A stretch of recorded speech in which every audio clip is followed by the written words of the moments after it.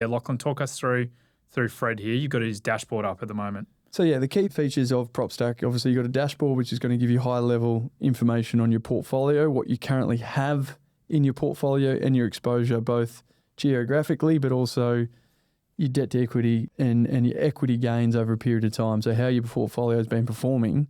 And this is up to date. This is going to be live, Reece, where you're going to get every 2 weeks, you're going to get updated valuations across your portfolio. So you can see which direction is it going up, backwards or sideways. Like, that's what you want to know.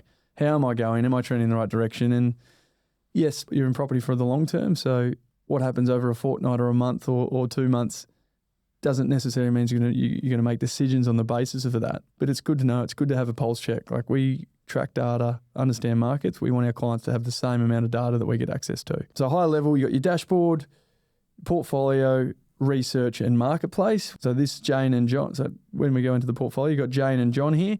You can see here their portfolio, just a snapshot of where they're sitting in terms of their portfolio projection. You adjust for obviously CPI because you need to take into account inflation.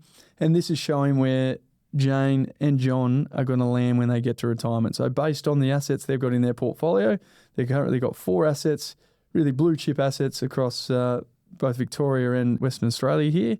Your primary place of residence and 3 investment properties. You can see here and track their projection if they do absolutely nothing else besides what they've got, where they're going to land when they retire by June 54. So you can really start to net out and see where my portfolio is going to get me if I do absolutely nothing. But then you can start to play with this and add properties to your portfolio to see how you can change what retirement looks for you. So it's plugging in different asset types, different yielding assets. And then here on the right, Reece, you can see what I see is like the most critical fundamental data sets you need to be tracking in your portfolio. These are your non-negotiables, and that's why I want them really clear on your portfolio. What does that look like?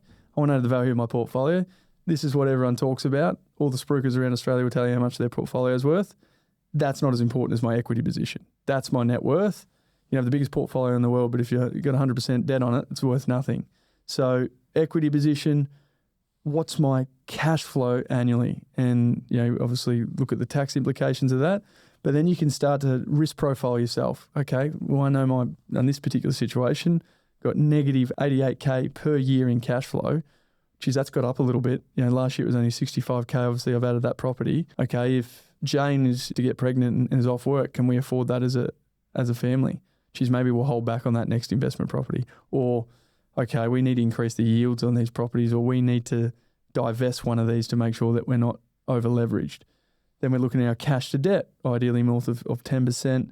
Debt to income, you can see there at 4.7, there is still some capacity. So what borrowing do I have in my portfolio?